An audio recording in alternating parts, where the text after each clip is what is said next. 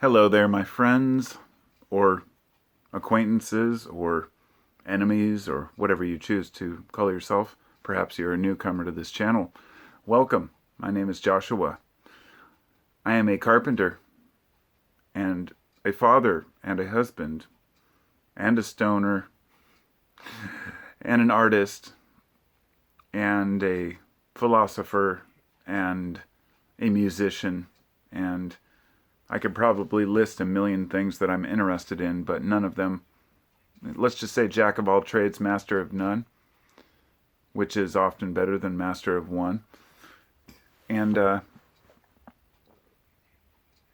trying to identify who we are in life is one thing, but that's not what I'm here to talk about. I have many different facets to who I am, and I'll go through phases. There are people I've met in my life that, dude, they're gung-ho about one thing.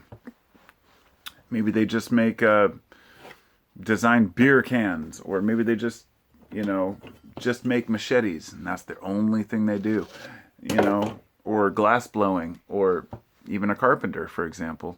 So I got home from work a while ago. I build tiny houses on wheels, and we have a warehouse we work in.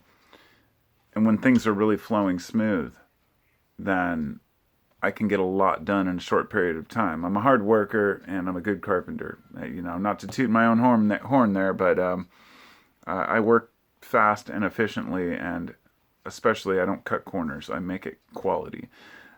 Unless I know where to cut corners, and if you can do that, so be it. But I'm getting off track already.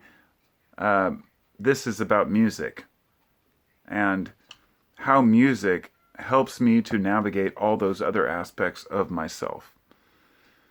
When I'm walking around, I work with one other guy, my boss.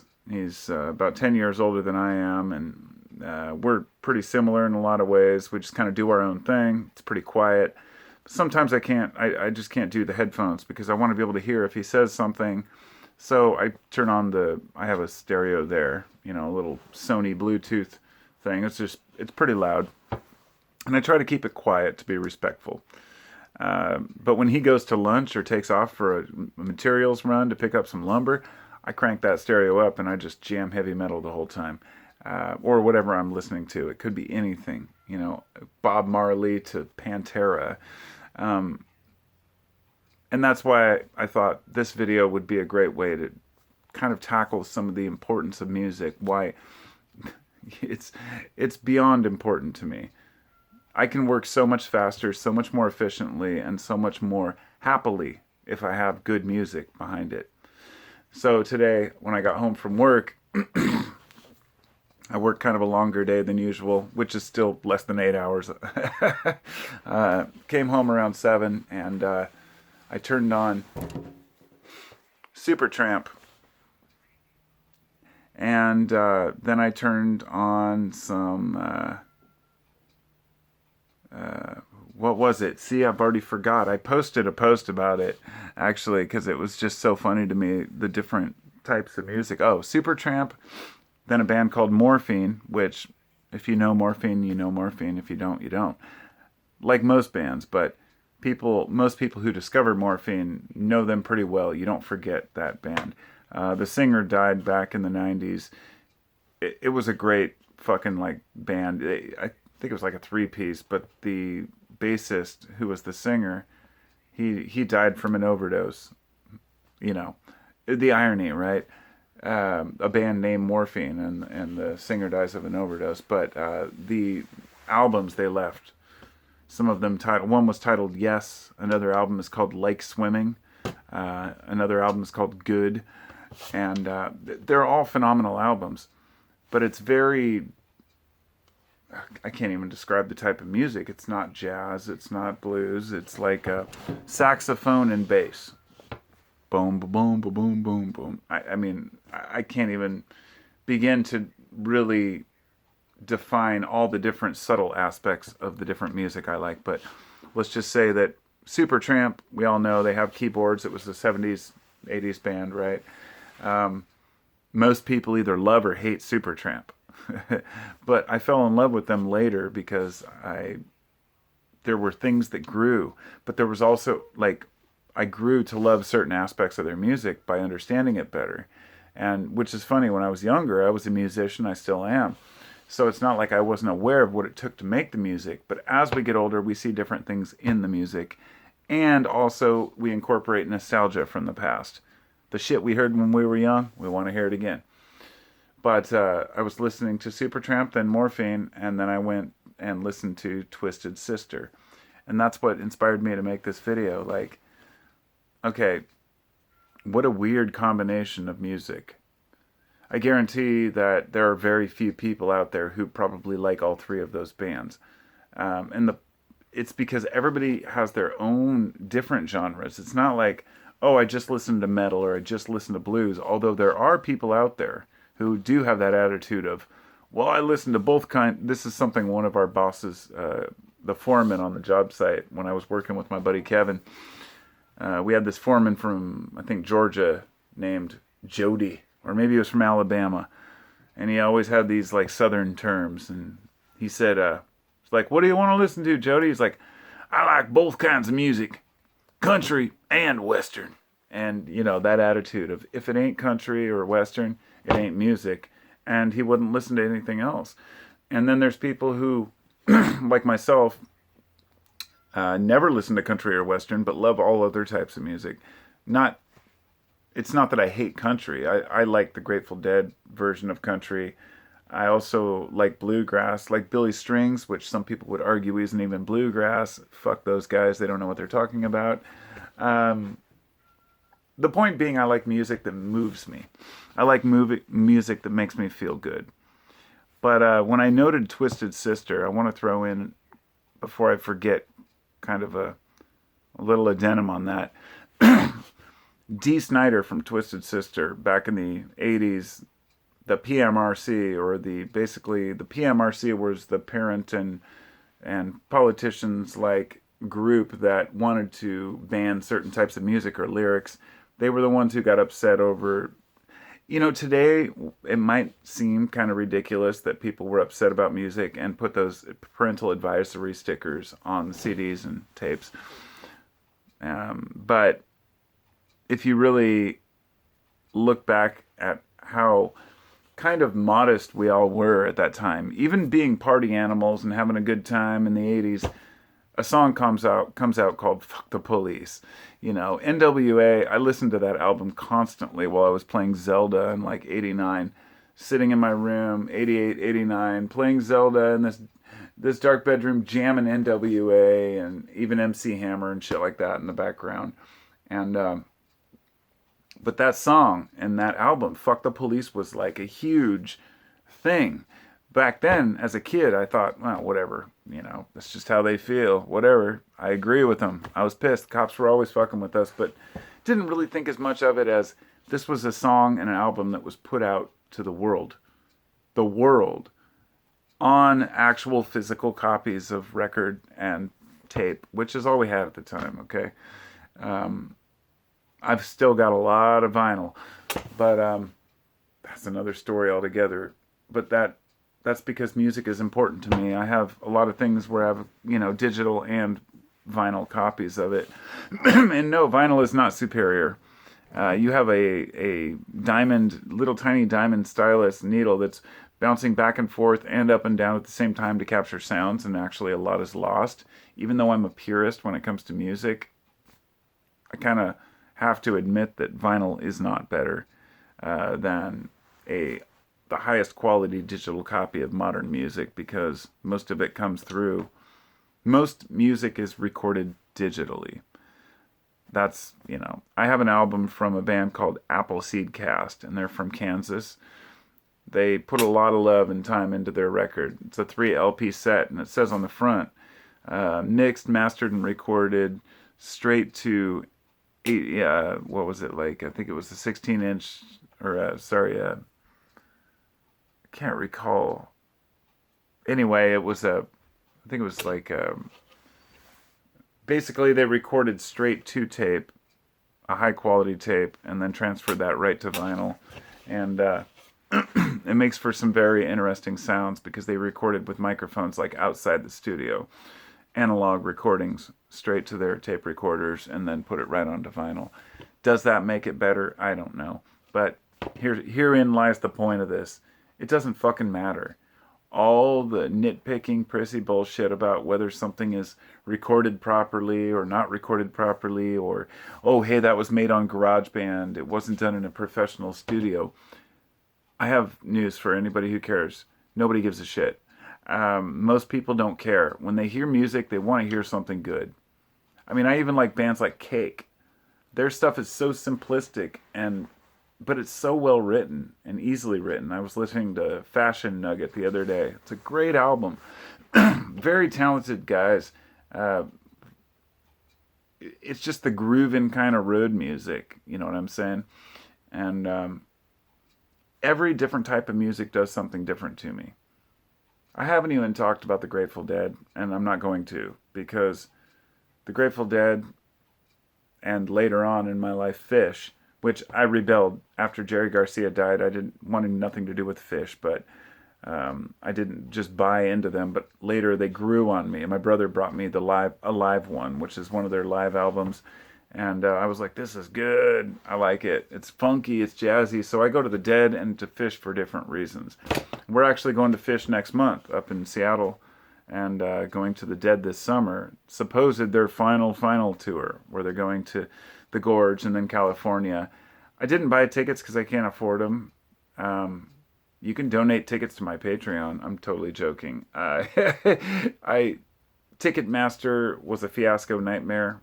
They wanted thousands of dollars for like lawn seats and shit. And I was just like, okay. They have a whole new program for Ticketmaster, trying to rip everybody off with their whole Live Nation thing, which this all came to light actually not through them, but after Taylor Swift fans got a little jacked on their ticket prices. All of a sudden it went mainstream, and people have been talking about how fucked up this conglomerate is, this merger between Ticketmaster and Live Nation. Live Nation runs all the venues and the events. Ticketmaster handles the tickets. Most people expect, okay, here's a $100 ticket, and I'm going to pay another $50 in fees. I mean, you don't even know what the fees are for. But this is important because music is important to us. So for me, I'm going down to those shows no matter what. I don't have tickets. I'm just going to hope I can pick one up.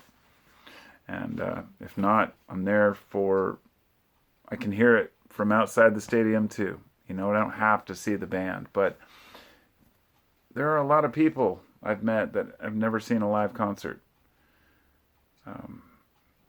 It's crazy to me, you know. I hitchhiked down to California when I was like 17, 16, and maybe 15 or 16 to see the Dead play in Shoreline. Yeah, hitchhiked barefoot. Got a ride from a couple of truckers. Had my backpack on and my long hair, you know, and then I, quote, grew up, cut my hair after I was 20 or so, and tried to be a normal part of society. It didn't work out, and then even up in my YouTube days, I had really short hair. It was buzz cut in the beginning of my channel, and I always kept it short, but I thought maybe I'll just let it grow, and lo and behold, time goes by fast. But your hair kind of, the freak flag, if you will, it's something that often relates to people who are into music. Don't know why, but what do you think about music? I mean, are there any of you out there who just have no interest in music? Because that's what fascinates me. I understand and can relate when people say, I listen to certain music, it makes me feel good. Maybe your thing is George Michael, right? Maybe your thing is Korn, or not the food, but the band. You can name a million bands. I was going to try to name a couple pop bands. Maybe your thing is like Nas, or maybe your thing is... no, not nitrous oxide. Nas, the artist. Or forbid Kanye West. Okay, he's a great example. So many people tell me Kanye is a genius and they love his music. I've never talked shit about Kanye's music because I don't know his music. I've never listened to it. I've listened to a few songs because people said he was good. I thought it was horrendous. But it doesn't mean that it's not good, if that makes sense. I used to listen to Too Short. He's a rapper that he's horrible. Too Short's lyrics are the most pathetic, like, rap lyrics ever. They are just so simple, simplistic, and dumb. Oh, I got my hoes, the typical bitches and hoes and money shit. And it's just cringe, but the beats are great.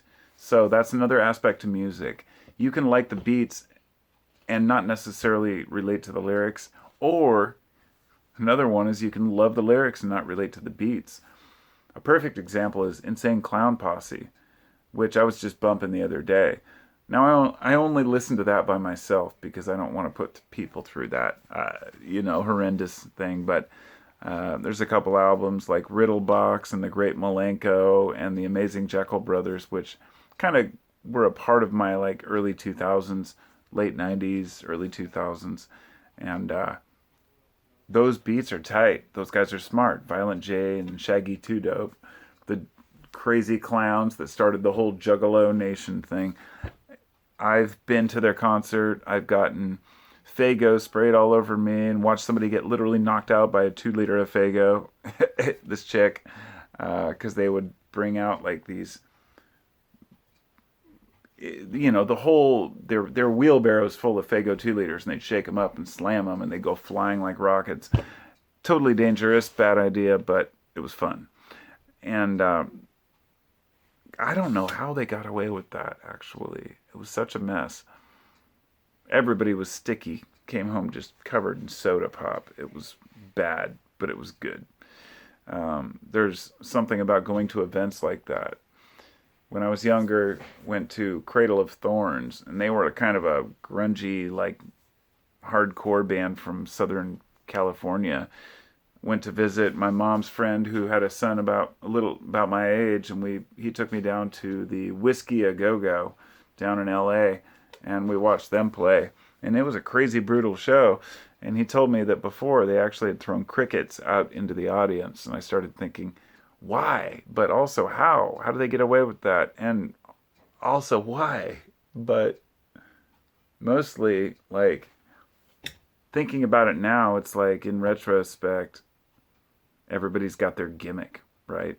Gwar. If you don't know of Gwar, there's nothing else I can say. Just saying Gwar should make it pretty clear. They have their own theme and their own thing going on. There are some bands that are so musically talented but don't really have a theme, and they can get away with just rocking out.